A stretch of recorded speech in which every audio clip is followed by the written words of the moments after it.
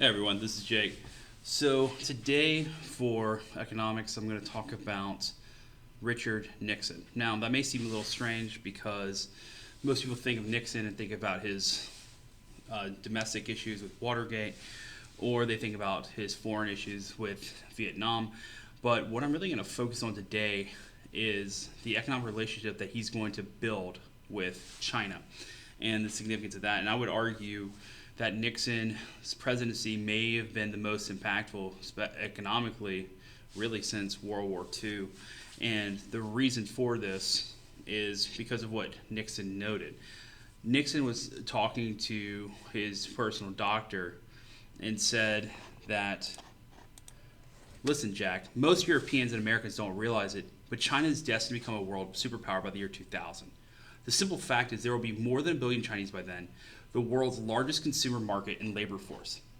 And this is significant because of the fact that our big thing in the United States, of course, is trade.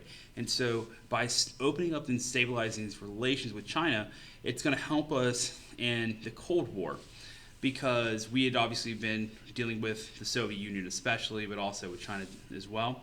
But we're starting to see some rifts at this point between the Chinese and the Soviets.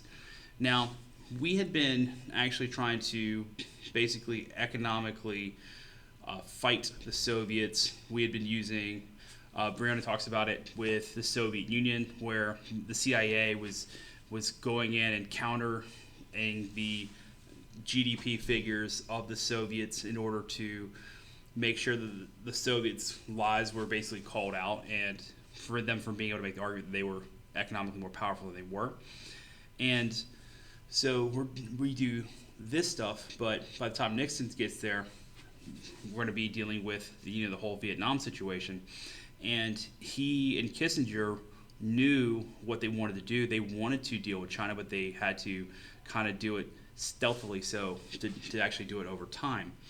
And this is going to be a wildly important fact because of once we stabilize relations with China, it's going to be a major reason why we see the economic collapse of the Soviet Union is because they don't have the same kind of trade partner that they did before because China's new trade partner was us.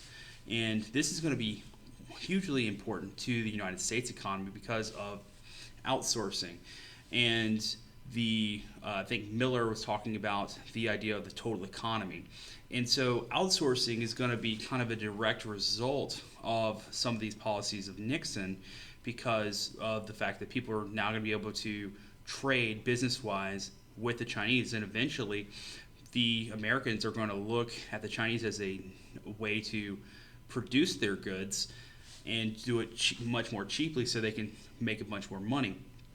And Miller's going to make the case that this is kind of amoral because of this idea of looking at multinational corporations and the total economy instead of looking at it from a perspective of national security or national defense, but just looking at it from a pure economic standpoint. And the fact that the Chinese are opposed to us diametrically because of the whole communism thing. And Nixon's policy of opening up does help in the Cold War, but it's going to create the situation we have today, which we've had some issues with our GDP. And actually, I guess our per capita income has been pretty much stagnant for the past 25 years, and a lot of that deals with the outsourcing that started in the 1970s that continues through the 80s and even into the 90s. And of course, we've had the economic situations with China, we're currently with the trade, we've had the trade wars and the tariffs and whatnot, which has been a response to the economic decisions made by the Chinese. And obviously, the whole COVID situation has also been a direct reaction to that. But none of these things would have occurred if not for President Nixon, because Nixon's the one who opens up trade with China. Before, we didn't even recognize them. We recognize Taiwan as China, and they're the ones who start calling mainland China the People's Republic of China and actually open up trade, which is going to be helpful in ending the immediate problem, which is the Soviet Union, but it's going to end up creating a long-term issue, which of course is modern-day China. Thanks.